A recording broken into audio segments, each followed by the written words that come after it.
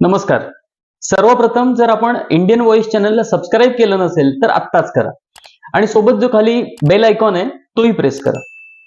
Indian व्हॉइसच्या आजच्या भागात आपण भारतीय अर्थव्यवस्थेसमोरील संकटे या विषयावर प्रोफेसर अरुण कुमार यांचं व्याख्यान ऐकणार आहोत. प्रोफेसर अरुण कुमार हे भारतातील एक नामांकित अर्थतज्ञ आहेत.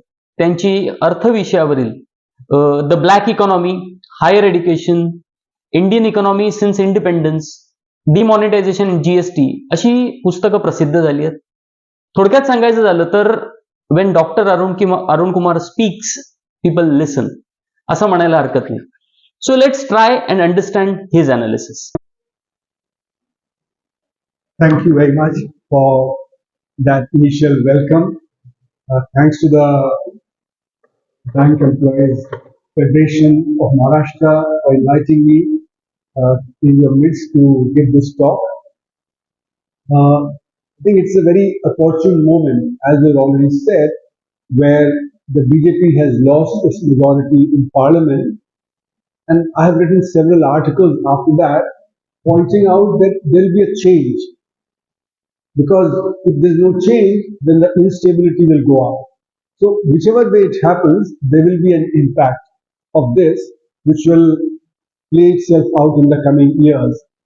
Some people, of course, speculate that maybe on some opportune moment, Mr. Modi may dissolve the parliament and go for fresh election in a year or 2 years' time. So anything is possible. But the point is that the economy has become suddenly more important. What Mr. Modi was doing, I think he will not be able to carry forward that. So we need to understand, and that's why the idea of decoding the Indian economy and so on. So the first point I want to make is that Mr. Modi and the government have been giving false information.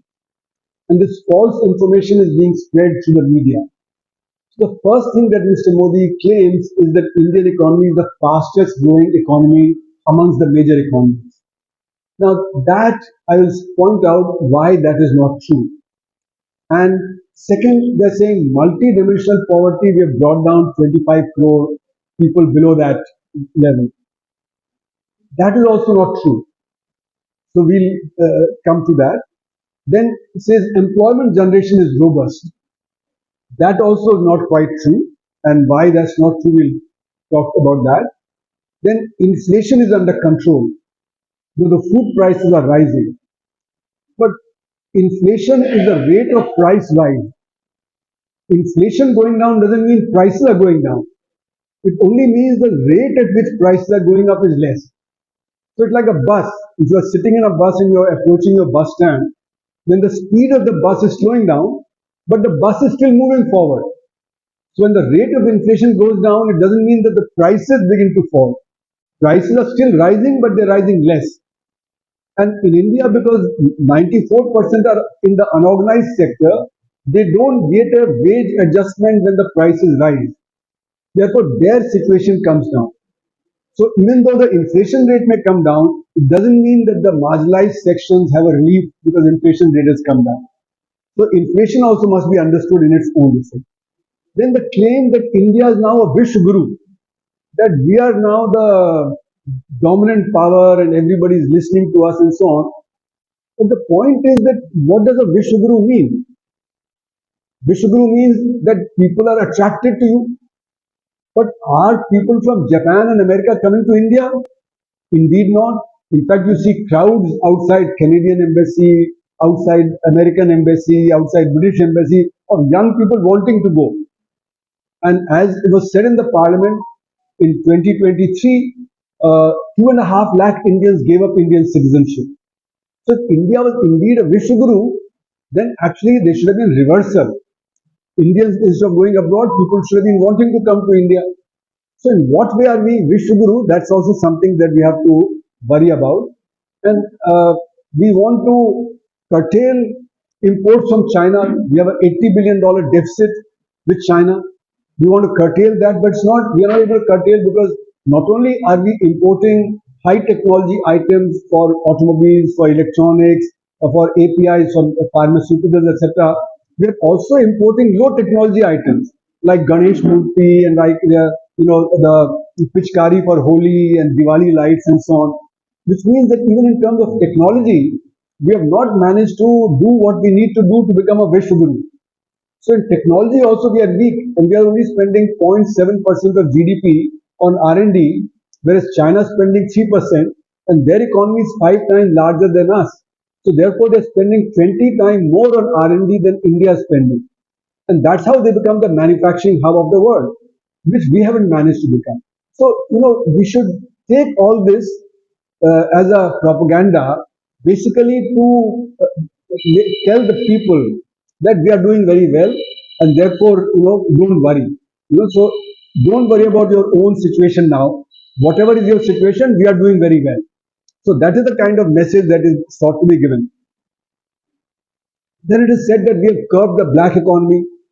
Corruption is now not there. But what about the electoral bonds? The electoral bond shows that you can bribe now in white. You don't have to bribe in black. So there's a quid pro quo. And if black economy had been controlled, then the direct tax GDP ratio should have gone up. Direct tax GDP ratio is stuck between 5.7% and 6.2%. That means the black economy is not getting affected. If the black economy, no, if the black economy had been getting affected, then it should have risen to at least 12-13% very quickly. So the fact that the direct tax GDP ratio is not going up implies that the black economy is not coming under control. It's continuing as before. So there are many of these things that we need to look at. But what does the government say? No, no, no. We have controlled all these things. And we have done it in spite of the Ukraine war, in spite of the pandemic, so therefore our performance is very good, and government is doing very well, that in spite of all the difficulties, we have managed to check black economy and this, that, and the other, all the 5 points that I made. Other thing they say is that, look, the IMF and the World Bank and the ADB are supporting us. They also say India is the fastest growing large economy in the world. But the point is that the IMF, the World Bank, and the ADB are not data collecting agencies. They only take the government data and they use that data to make the projections. So whatever is the error in the government data is also the error in the World Bank, IMF, and the ADB data. So therefore, their data is not an independent data. Therefore, it's not an independent support for the Indian economy doing well. So we should be wary of that. Now, how is the government able to do this? Because it has an overwhelming presence. The official media is there. The media is now Godi media, as Ravish Kumar has been saying. So the media is projecting the good performance. The official media is very powerful. They are projecting through various channels. So the public doesn't get to know the actual situation. So that's why we need to know the actual situation, and that's what I'll try and do. So the first thing that I always argue is that we have an organized sector and we have an unorganized sector. There are two sectors, and they're quite distinct from each other.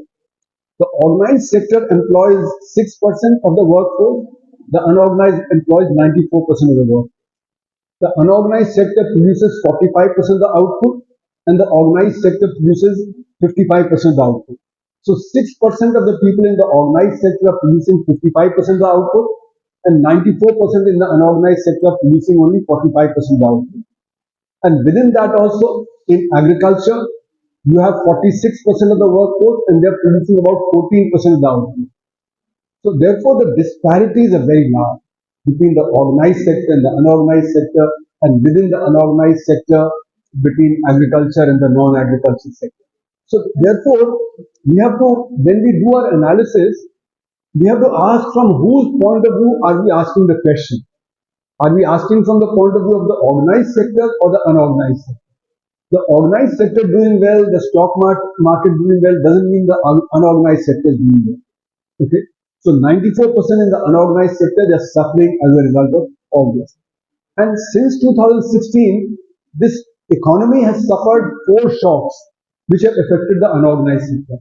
The first was demonetization, the second was GST, the third was the NBFC crisis. So in 2016, 2017, 2018, and then in 2020, the sudden lockdown.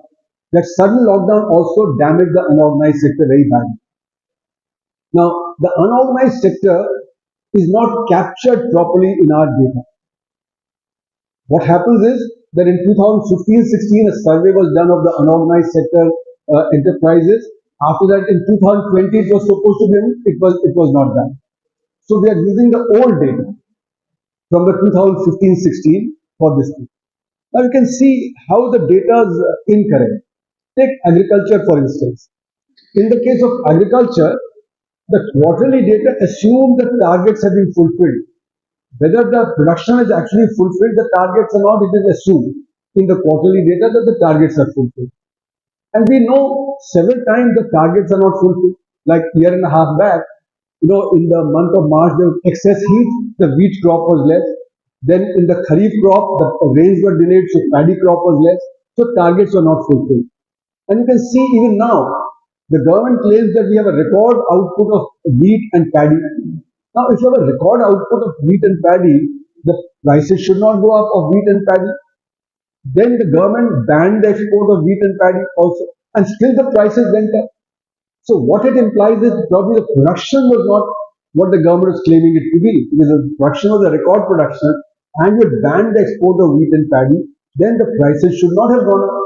Prices going up only mean that in spite of banning the export of wheat and paddy, still they are going up means your production was less. And therefore, your data was incorrect. Similarly, during demonetization, we saw that the wholesale markets were empty, fruits and vegetables were rotting in the field, the flowers were rotting in the field, the same thing in the pandemic year. So agriculture production declined.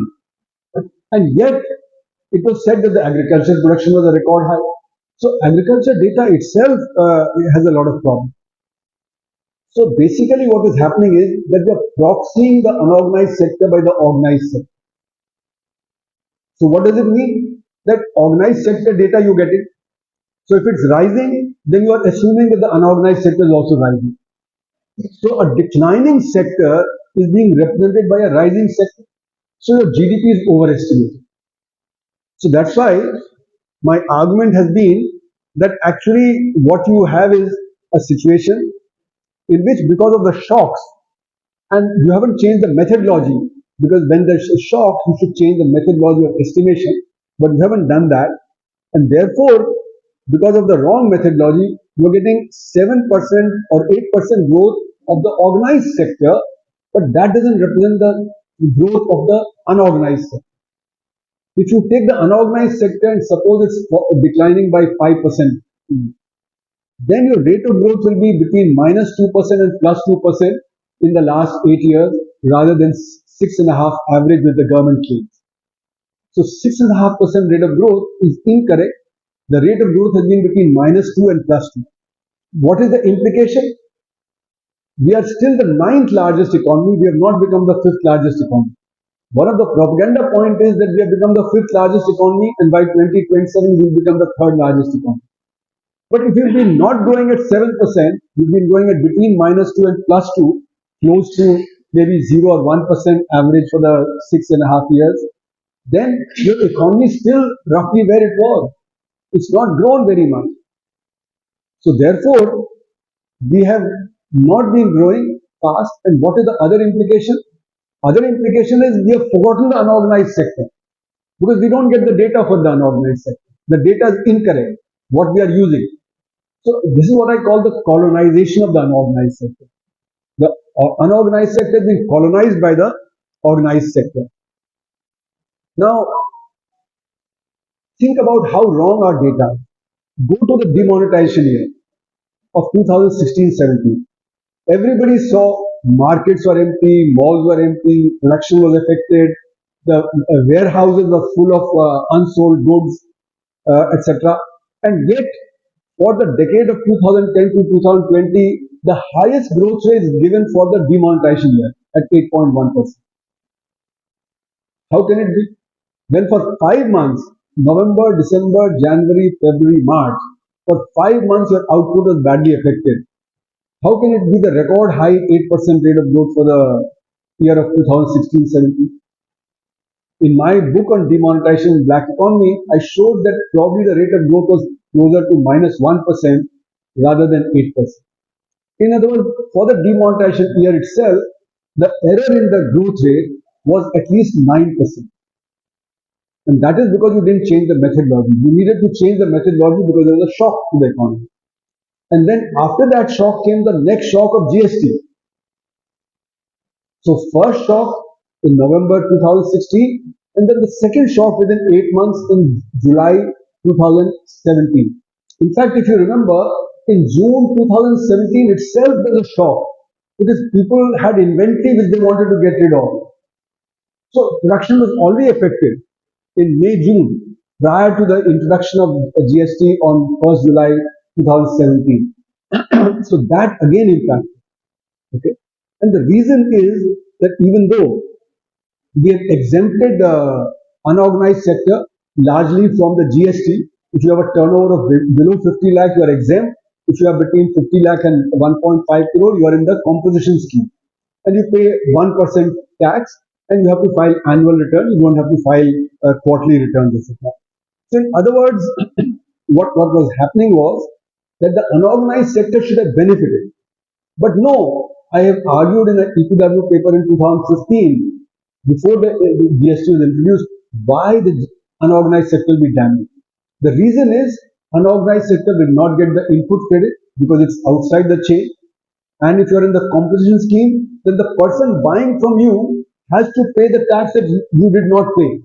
So in fact, there's a double whammy for the person buying from you. So demand is shifted from the unorganized to the organized sector. To give a small example, there's a friend of mine, he does some business in Gurgaon. Earlier, he used to send all the photocopying to the photocopying shop in the basement, a small shop. He doesn't have GST. So after the GST was introduced, he stopped sending to him. He's now sending it to the bigger guy who has a GST number. So demand is shifted from the unorganized to the organized sector. And the price benefit has gone to the organized sector, but the unorganized sector has suffered. So the demand is shifted from the unorganized to organized sector. So the more rapid growth of the organized sector is at the expense of the decline of the unorganized sector. That decline is not being measured. And that's why I call it colonization, because under colonization, what happens? Lancashire and Manchester gets the market, and the Indians don't get the market producing there. So market of the unorganized sector has gone to the organized sector. So it's like a colonization process. So in other words, basically our data is hugely suspect. The growth rate, if you look at just the demonetization year itself, you know that there was a huge error in that. Now, the government policies are aggravating this divide. Government is promoting the organized sector in every field.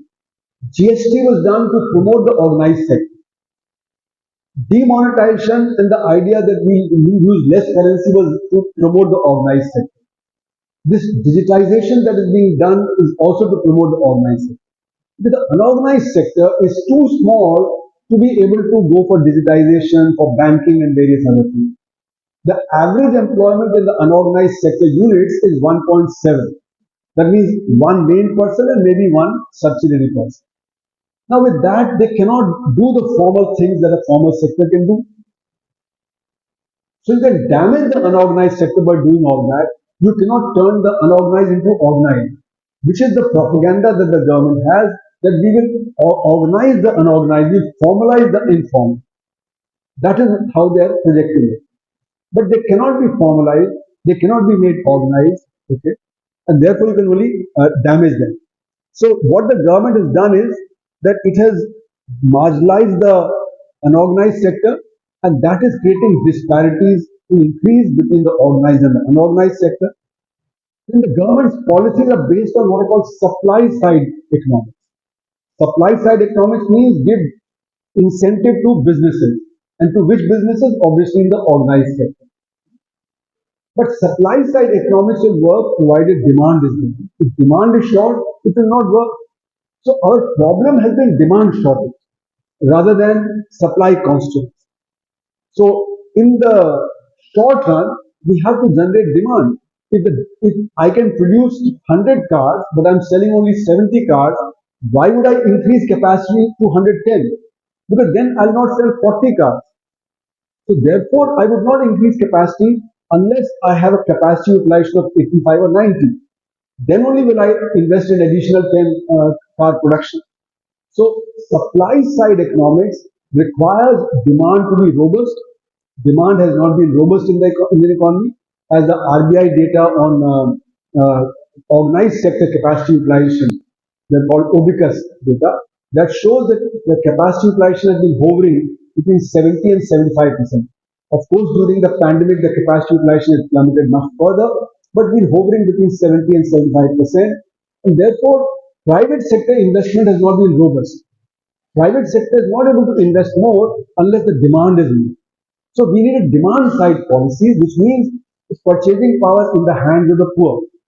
But if you're only promoting the organized sector at the expense of the unorganized, and unorganized employs 94%, then their demand is not going to rise, their incomes are not rising. Okay? And we know that from the e-Shram portal, the government was scolded by the Supreme Court that we don't know how many people are in the unorganized sector, so the government set up the e-Shram portal. In the e-Shram portal, according to the Prime Minister in his speech about 6 months back, he said 30 crore people are registered, 300 million. And there in the portal, it was reported that 90% say they are earning less than 10,000 rupees per month.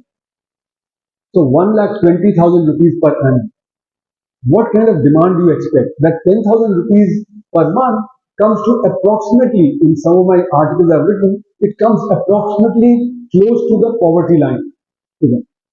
So if 90% of these 30 crore people are at the roughly poverty line value, then you can imagine that the demand cannot be very large. If the demand is not very large, then the private investment will not be buoyant.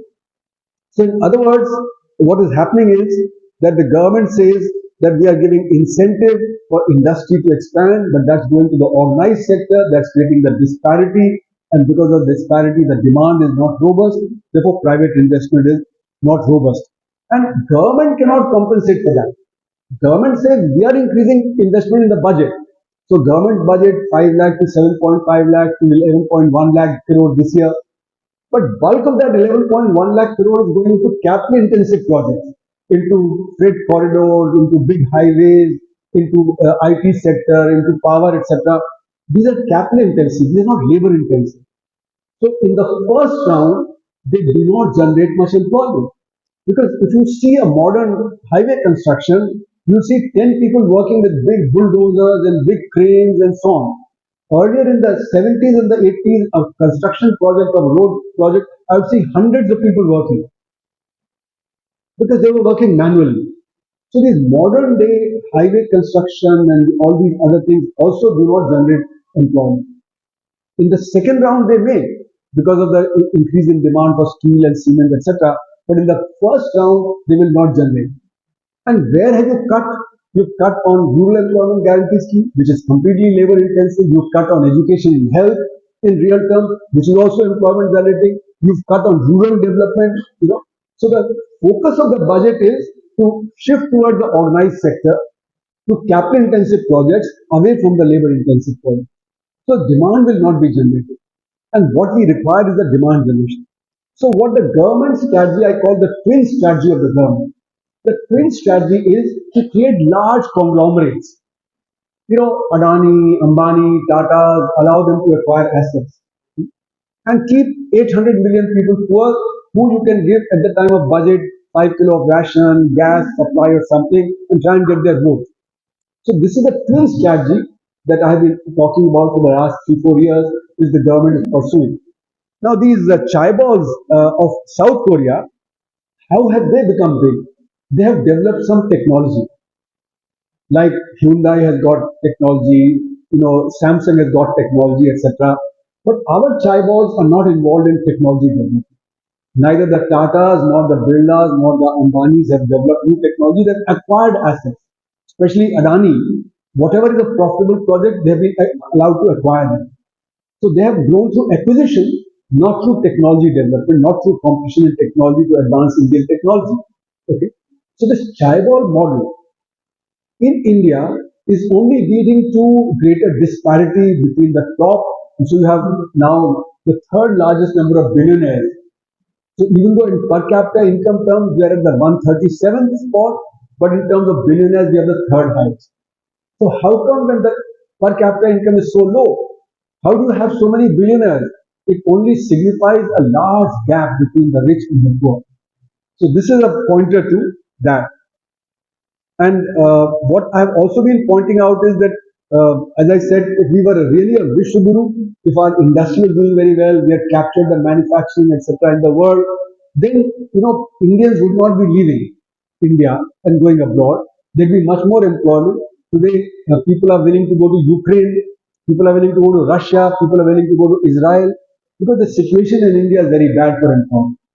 And that's why you are in a situation where you have to worry about this. So I call this growth mania. The growth manias allow the organized sector to grow. And businesses are also saying that we should grow. So the point is that the organized sector growth alone will not help. We have to have a growth of the unorganized sector. When that happens, then demand will be generated, and then the organized sector will also grow. If you focus entirely on the organized sector growth, that will not help in the overall growth of the economy. So, what you see is that there are global factors also which are pushing for it, uh, and that's why capital has done well, labor is marginal, and international finance capital pushes for that. That give concessions to capital. Okay, so labor, one of the concessions is that labor unions should not be strengthened; they have to be kept weak. So whether through various law changes, etc., you keep labor unions weak. So this international finance capital has also pushed policy. So there is, as you know, in the world, something called race to the bottom. What is race to the bottom?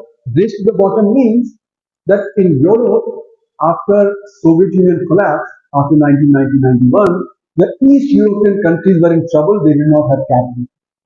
So they cut their tax rates to attract capital. And that's why a country like Ireland, which was a relatively poor country, has become one of the richest in Europe. And all the big companies like Starbucks, etc., are now headquartered in Ireland to take advantage of all this. So this race to the bottom meant that Britain, France, and Germany also had to cut their tax rates, and therefore the public sector could not be financed adequately.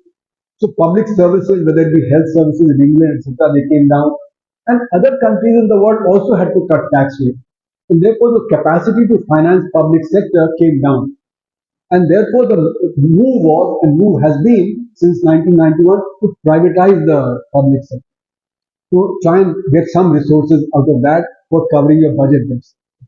But this race to the bottom is a result of the pressure of the international finance capital from the time that Soviet Union collapsed. And this is something that is affecting our policies as well, right from 1991 itself. So what has happened since 1991 is that capital has become highly mobile. There are 90 tax havens in the world. It can go from one tax haven to the other tax haven very quickly. So you can shift your capital very quickly. And because of that shifting, you can uh, what you can do is you can extract concessions. So you can say that in South Korea, I have a low capital gains tax.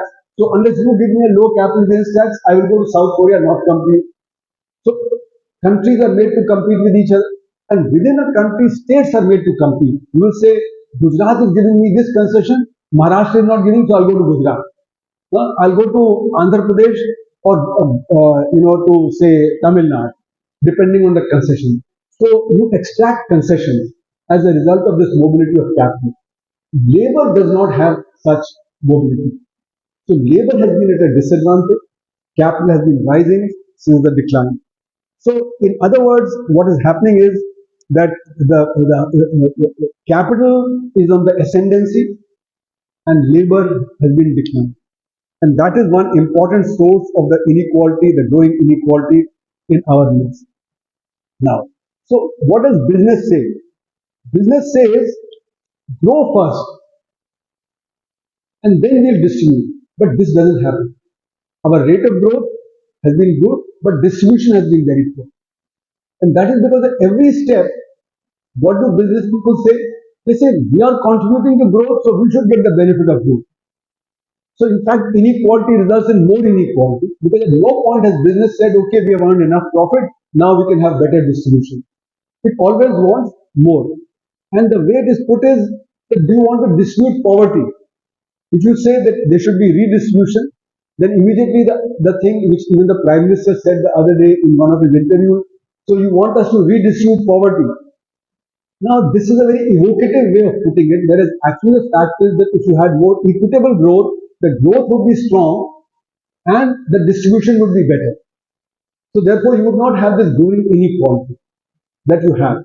This idea that grow first and then distribute, grow the pie and then distribute, that actually is only a pro-business thing. It is not going to work. It creates more inequality, and inequality leads to more inequality. But this is the thing that is being said, and this is part of the supply side of economics. That grow first and then take care of the distribution. So in this way, the business community has got a big hand over our policy. You can also see that after the biggest crisis that we faced during the pandemic, okay, what has happened? It's the organized sector that has grown. The unorganized sector is not grown. And that is because the organized sector has the capacity to overcome a crisis. The unorganized sector is at the edge of survival. And for it to survive is very difficult. If you have an unorganized sector unit closed for 3-4 months, it eats up all its working capital. If you have say somebody selling vegetables on the street, and he doesn't have any business for 3-4 months, he would have eaten away all his capital. Whereas an organized sector unit would still have capital enough to be able to recover from that. So the recovery has been of the organized sector and much less of the unorganized sector. Unorganized sector will have to go to the informal money markets and take loan at high usurious interest rates to be able to do that. So the recovery has been there, and therefore in the data for RBI for 2021-22, if you look at the RBI's data, then it shows that for a sample of 2,700 corporates, it showed that the sales grew 41% and profits grew 20%. So when the economy was still in trouble, the corporate sector profits grew very sharply. Because the pricing power of corporates is very high.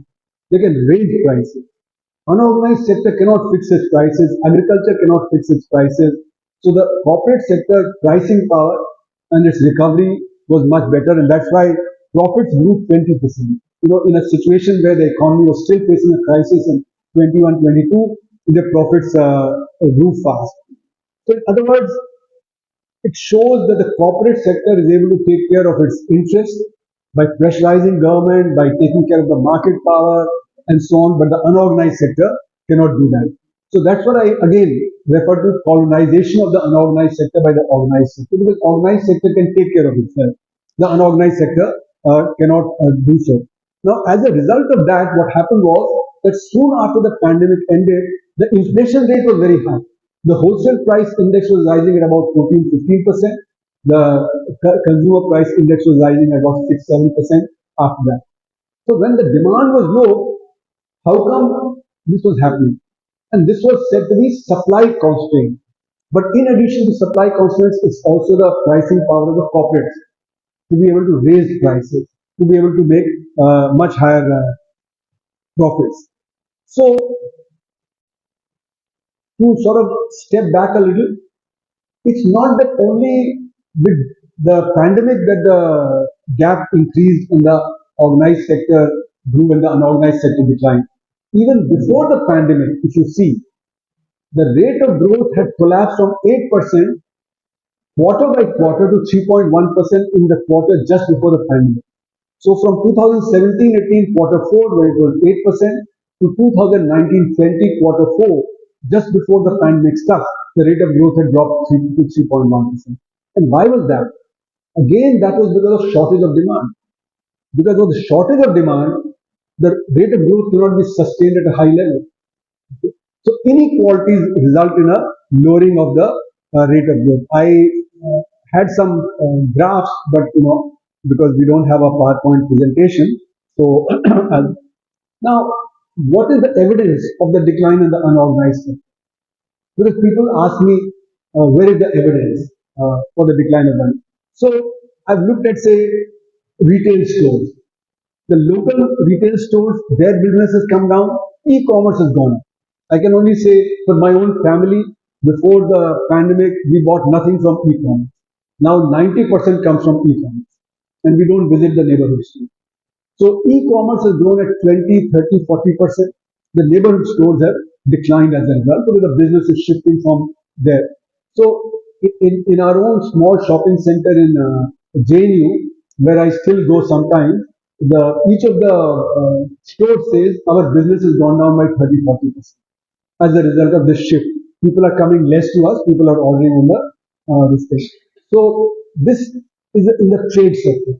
And the trade sector is the second biggest employer after agriculture. So in the trade sector also, therefore, there's an unemployment that's going on that is to be taken care of. Then the second is the example from FMCG sector. In FMCG also, there is apparently a shift away from the small and the unorganized sector to the large sector.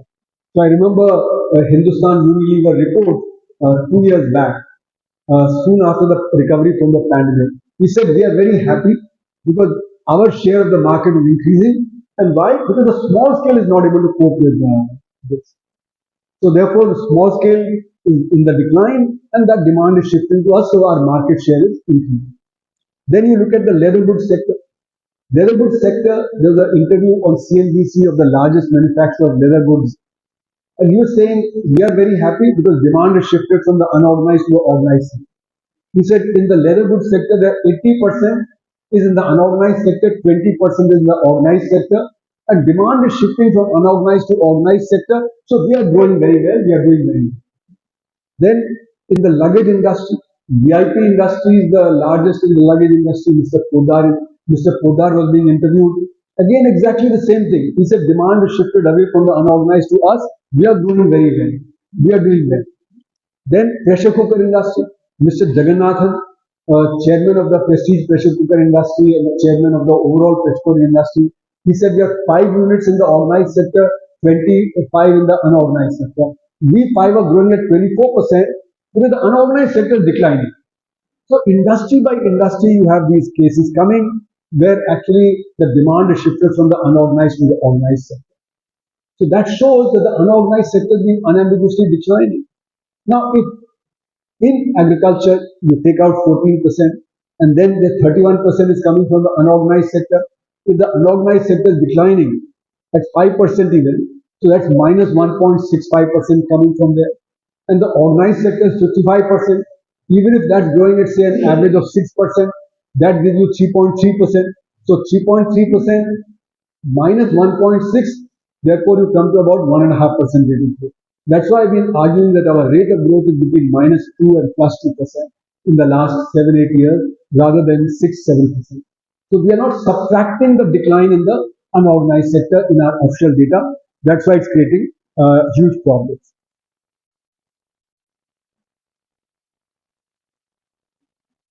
So what has happened is because in data, we are not taking into account the unorganized sector's decline.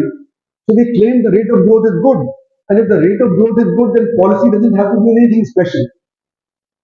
So therefore, we are marginalizing the unorganized sector in data and we are marginalizing the unorganized sector in policy. So whenever we talk about the micro and the small sector, and you must recognize the difference. There are 6,000 large units, 1,500 are actively traded in the stock market. There are 6 lakh small and medium units and 6 crore micro units. So of the MSME employment, 97.5% is in the micro units. Even the small and medium have only 2.5% of the MSME employment. So the micro sector declines, the small sector declines, unemployment problem will get aggravated. So given this kind of thing, what I argue is that you must have special policies for the micro sector, not for the MSME.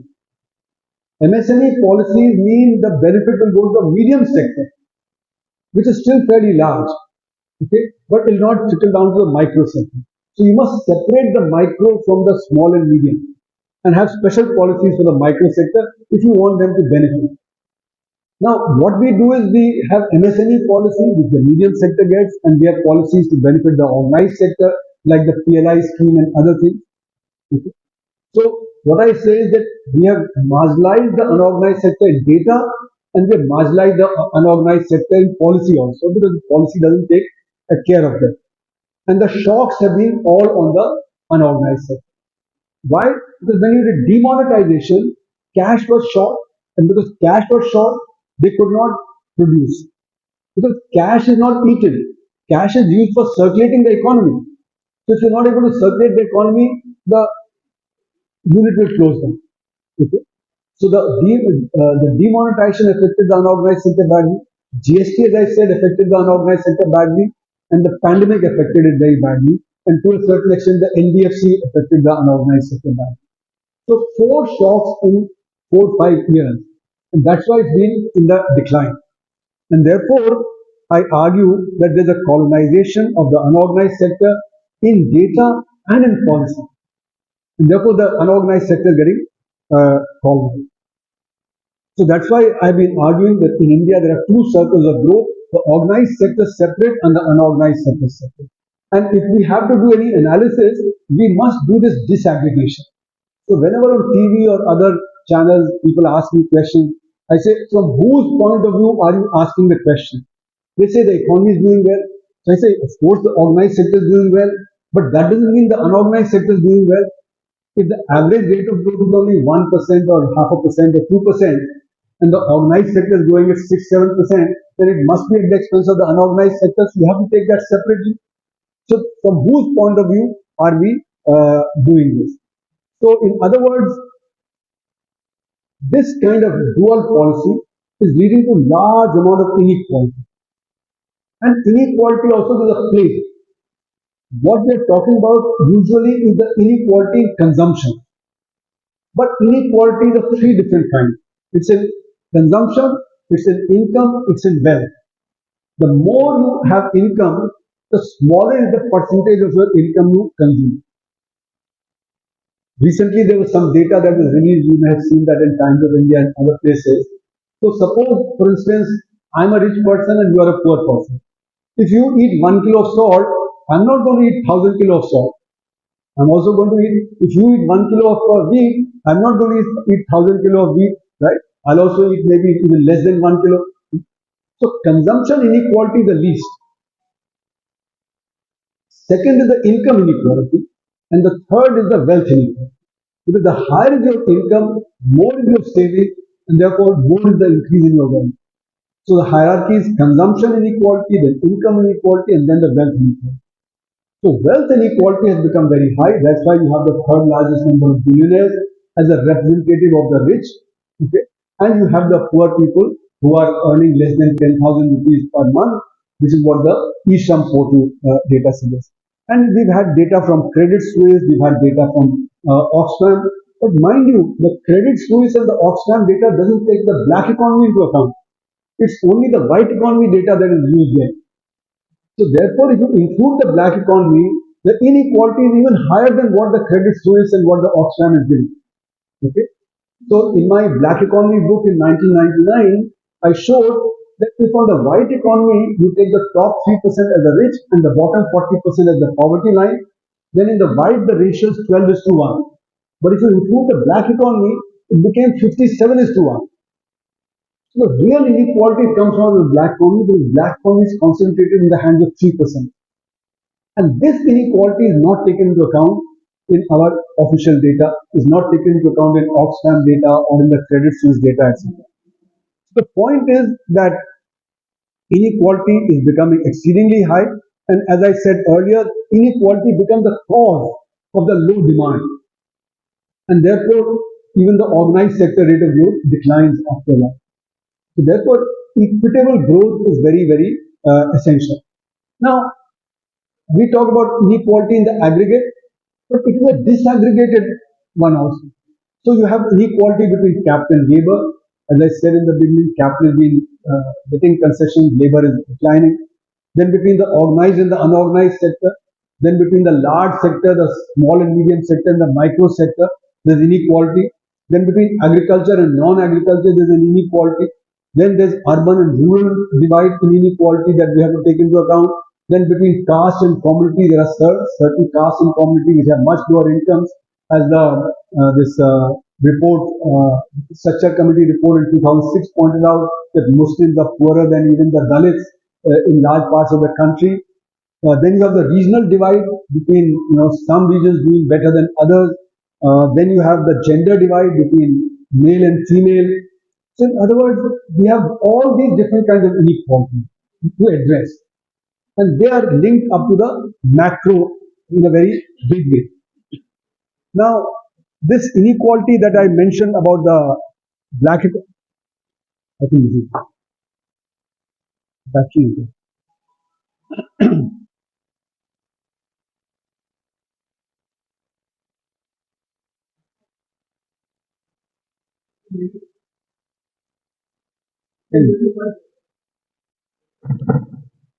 Okay, thank you.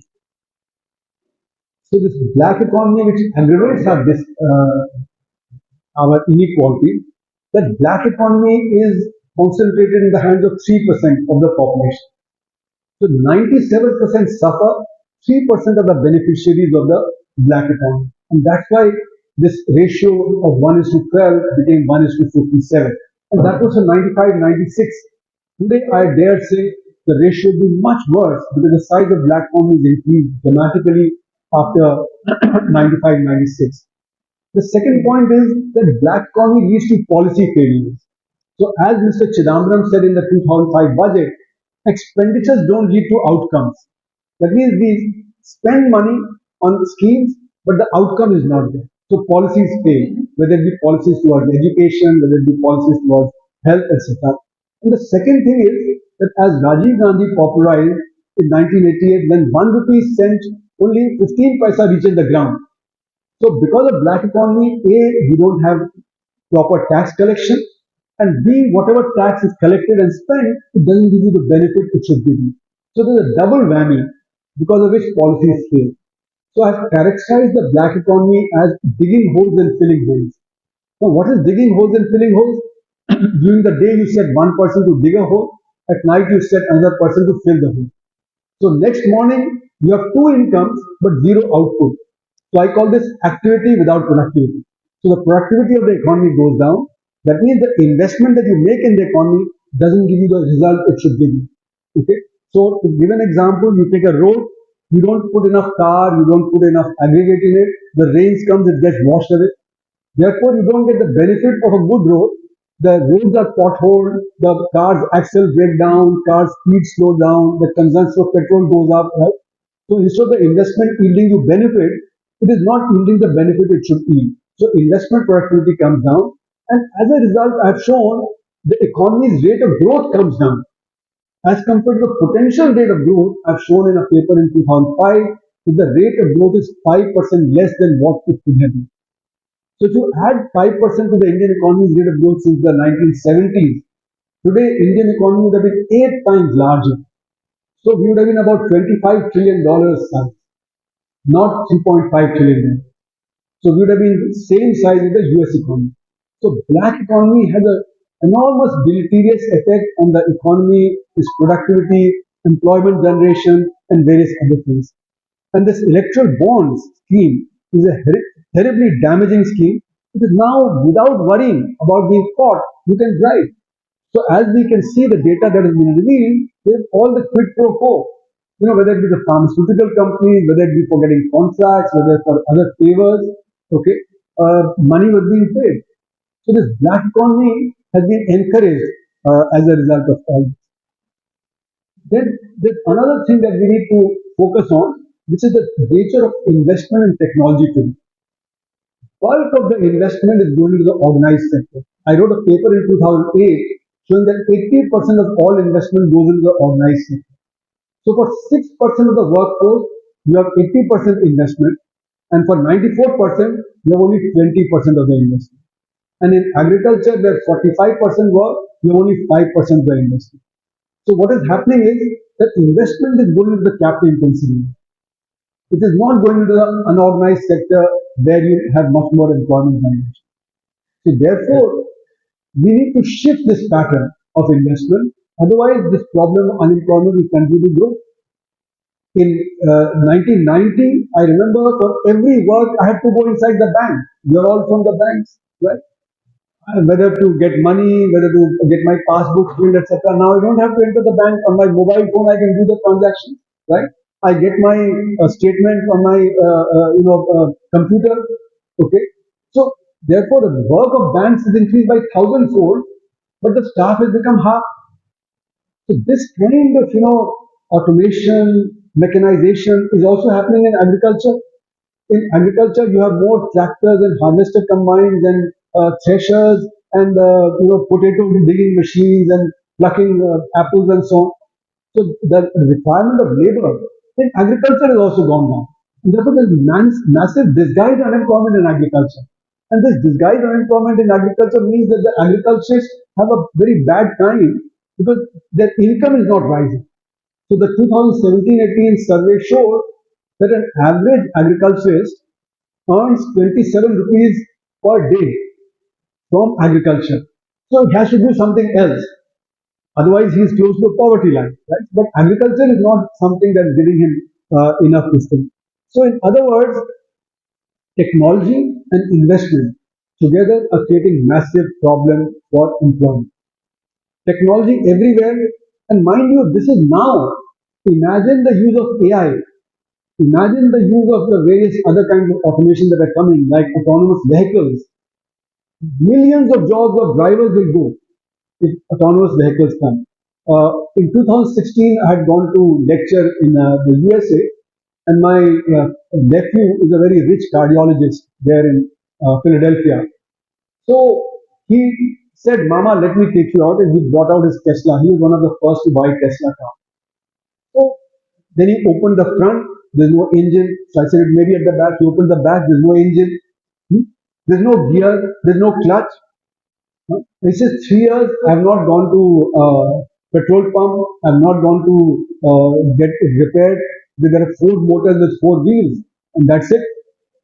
So, in other words, the jobs of petrol pump attendants, the job of mechanics, etc., are all going to go as a result of this kind of technology.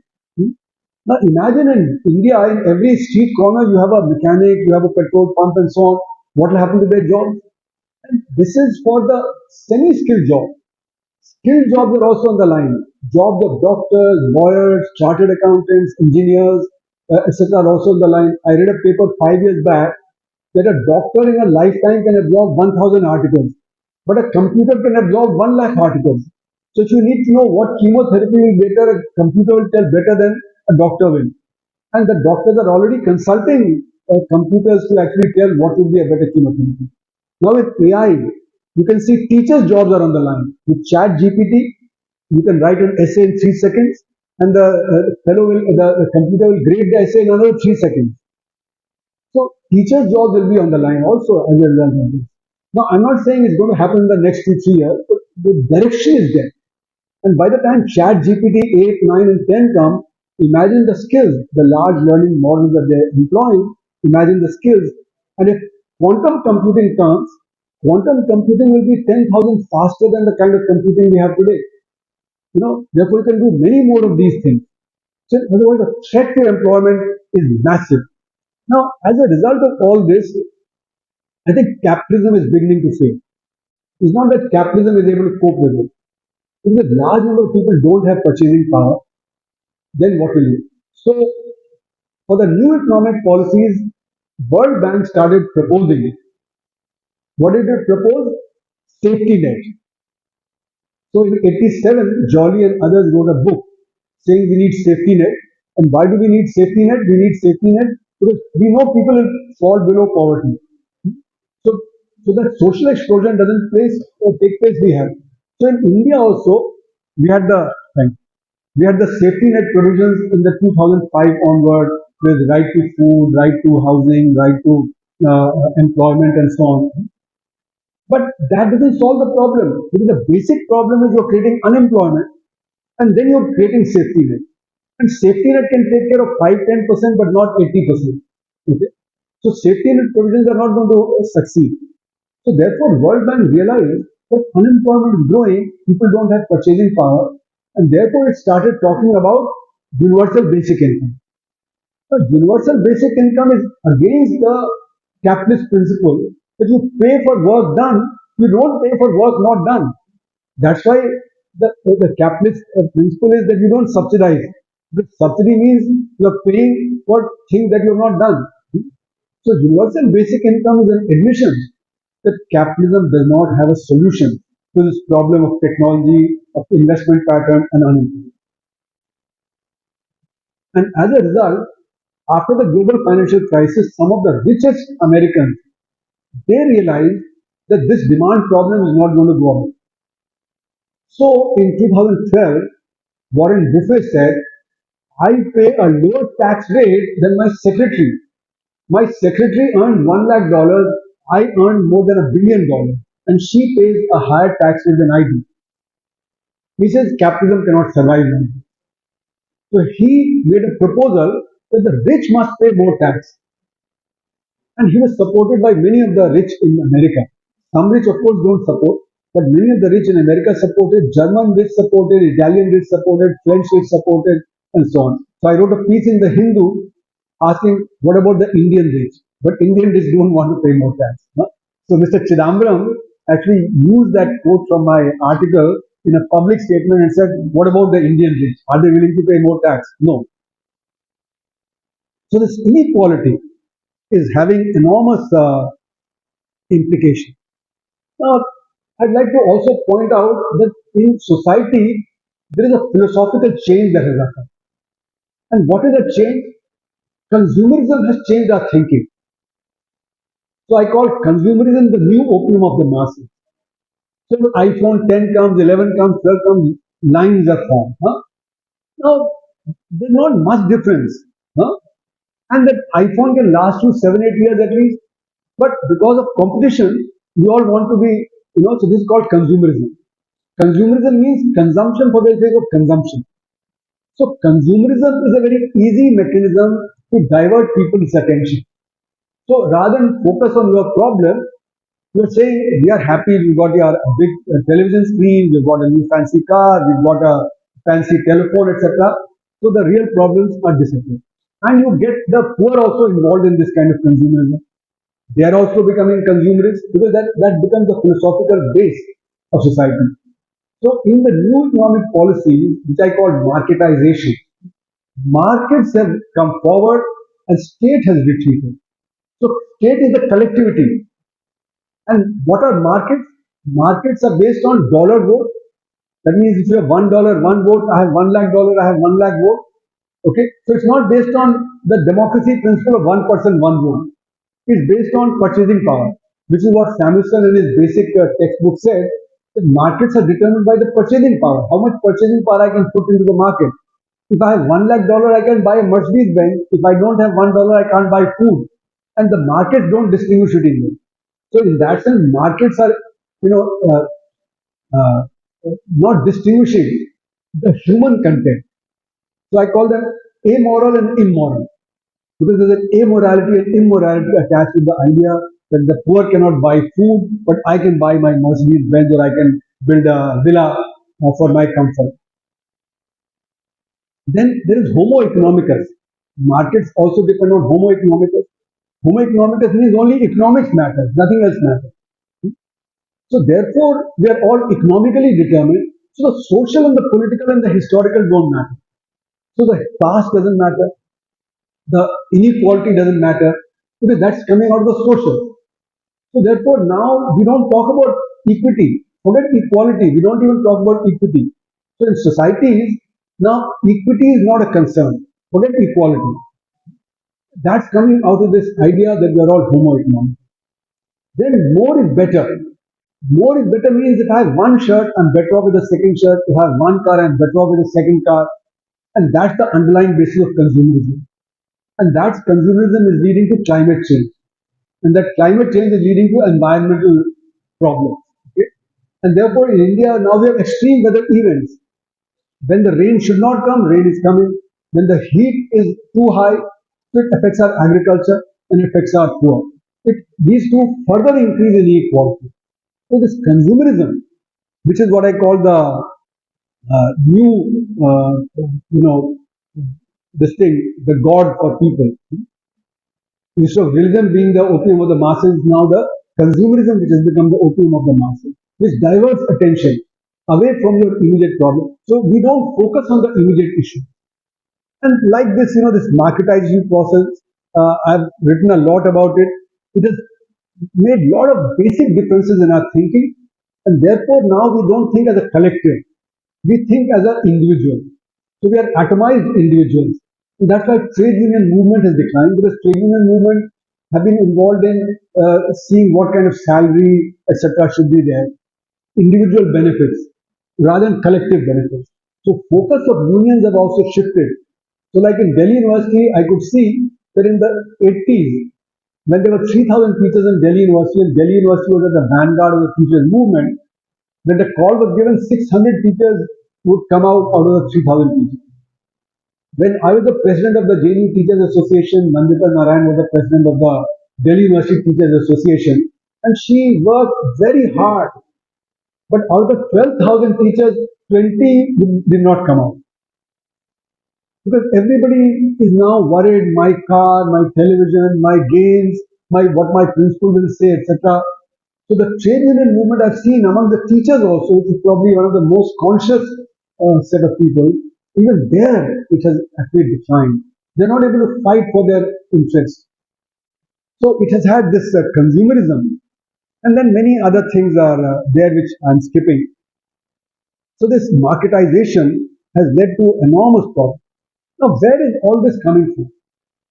Our basic policies have been based on trickle down. That means let the upper layer grow, and then the trickle down will take place. Now, this trickle down theory we have seen from the 50s onward, and that's what has created the disparity. And that has got aggravated after 1991 and further aggravated after 2014. So trickle down doesn't take place to the lower levels, to the unorganized sector and so on. It remains at the upper level. So the trickle down is what has created this kind of a problem of inequality, etc., in our society, and that has been very damaging for us.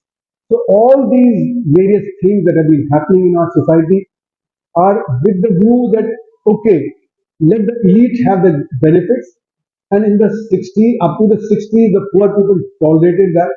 But after that, the Naxalite movement came and various other movements came where people said, we cannot wait. Diverting attention from that is the consumerism. Consumerism is what has weakened the getting together of the marginalized segment. So we have to look at the philosophical context of the policies and its political impact. The political impact is on atomization, and therefore this atomization prevents collective action. So to conclude, they're also very feudal society. And in a feudal society, the democratic consciousness is very weak. For instance, in Vikram Seth's Suitable Boy, if anybody has read it, he discusses the Congress politics of the 50s. And the Congress leaders were largely landlord, coming from landlord class and well-off class. They did not want good education for the children of the poor. Okay, so that's part of the thing, that how can they be equal to us?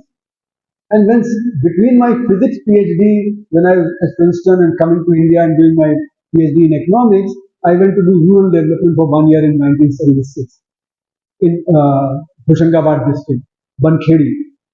And there the Palya, the landlord, used to tell us, why are you teaching the children of the poor? Don't teach them. मेरे गरड़िया का काम कौन करेगा?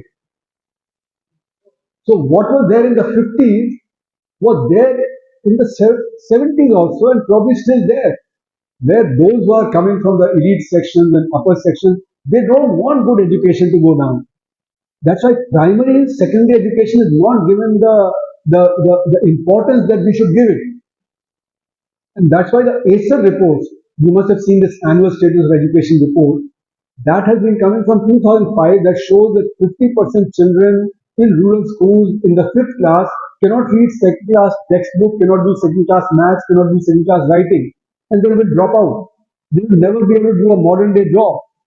So I have been arguing that we are assuring 50% poverty for the next 50 years till these children go out of the job market.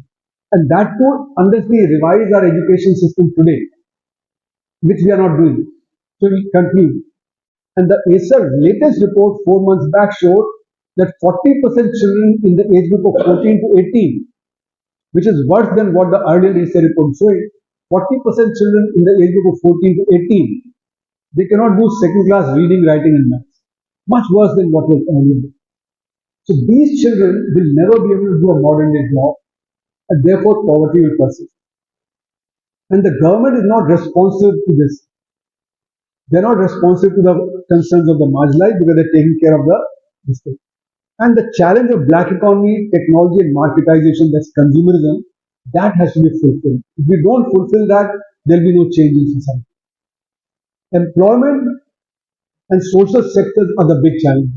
Because in our report on employment, unemployment, which we produced in October 2022, we showed that 320 million Indians have some kind of proper job. But 280 million Indians don't have a proper job. Either they have no job, or they are underemployed, or they are disguised unemployed. So these four different categories of unemployment are there. Those who stop looking for work, they are not part of the labor force. And there is a dispute between CMIE and official data in that. But CMI is using the ILO definition. Indian government doesn't use that definition. But what the CMI shows is that only 45% are in the labor force. Whereas in other large economies like China, Brazil, and USA, the figure is 65 to 70%. So in India, we have 20% less people in the labor force. That means they're not earning, and therefore they're a burden on the family. So if 320 million Indians are earning some kind of proper income, they have to support 1.4 billion. So each person has to support 4.4 people. If the 280 million who are in the four categories of unemployment that we categorize, then if they also had work, each one would be supporting 2.2. Therefore, the prosperity of the family would have gone up. So unemployment, underemployment, disguised unemployment, etc., are the cause of family poverty in India. So we have to look at that. And then if we are to do well, then the education and health sectors have to receive high priority. And education and health will generate a lot of jobs also. But our emphasis is not on education and health, as Amartya Sen in his 1986 paper showed that why did Southeast Asia do so well? In 1947, South Korea, China, India, Thailand, Malaysia, we were all the same level of poverty, illiteracy, ill health. They spent enormous amount of resources on education and health. Their labor became very productive, and by 86 they had pulled way ahead of India. So focus on education and health is crucial if we are to compete globally. You can see another example of that. In 2019, we went to sign the RCEP agreement, this regional cooperation agreement, which is dominated by China. At the last minute, we withdrew because we realized that China would dominate RCEP. But staying out of RCEP is also a disadvantage because RCEP members get the concessional tariff. We don't get that. So you go to RCEP, you're at a disadvantage. You stay out of RCEP, you're at a disadvantage. And the reason is technology. China has stolen a march in technology which we haven't done. As I said, we have not emphasized R&D. We have not emphasized technology. So, how will action come? Action will come when people become conscious of these things. If the government propaganda that we are doing very well, we are now the fastest growing economy, etc., continues, and the actual reality doesn't get to the people, their consciousness will not change. So, change of consciousness will come when there are socio-political economic movements. So socio-political economic movements are crucial to change people's consciousness against consumerism, against the kind of inequality, talk about equity. That will come only through these movements. So how to generate these movements, that becomes the most important task of the organized sector. Because the organized sector is organized. Organized sector needs to interact with the unorganized sector and change the consciousness. So, without change of consciousness, action will not. So, therefore, my thing is that different groups of the marginalized section, they have to get together. Like in the case of farmers, the biggest ally would be the workers. Because if the workers get a living wage, which is promised in the constitution, demand for food would go up and prices of food would be automatically above the MSP. At the moment, we are not able to implement MSP. MSP is only in technical sense in 23 crops. It is implemented in 3 crops, in paddy, in wheat, and in sugarcane, not in the other crop. We don't have the mechanism to do that. Okay, and within that also it is said that only 6% of the big farmers are able to take advantage of the MSP. The others don't get the advantage of the MSP. But if the prices were to automatically rise because demand is there, then MSP would be automatically crossed. And MSP would be calculated on the higher wage that we pay to the workers. So I'm reminded of Henry Ford. What did Henry Ford say in 1911 when the first mass-produced car, the Model T, was produced? He said, why should I mass-produce my car unless my worker can buy the car? If only the rich are going to buy the car, then I only need to produce 2 cars. I don't need to do mass production. So he said, workers must have a higher income. Then only will the demand be there in the economy. And that is what the universal basic income idea also is, that everybody should have purchasing power. But I'm opposed to the universal basic income because work gives dignity. If I simply get money in the hand, that doesn't give me dignity. So work with dignity is what we need to create. We need to create massive employment in the economy, and we can do that. So our report tells how we can generate employment. You know, so agriculture itself must have an alliance with the worker. But what does an individual farmer think? The individual farmer thinks if I pay my worker more, my profit will go down further. But doesn't see the macro that if all workers get higher income, then my agriculture produced price will go up, my income will also go up. Okay? So these things have to be built, the unity has to be built by understanding the macro situation. So what I've been trying to do today was to present the macro situation which we all need to understand so that we can have movements in the right direction. Otherwise, if we do individual separate movements, it will never have that force.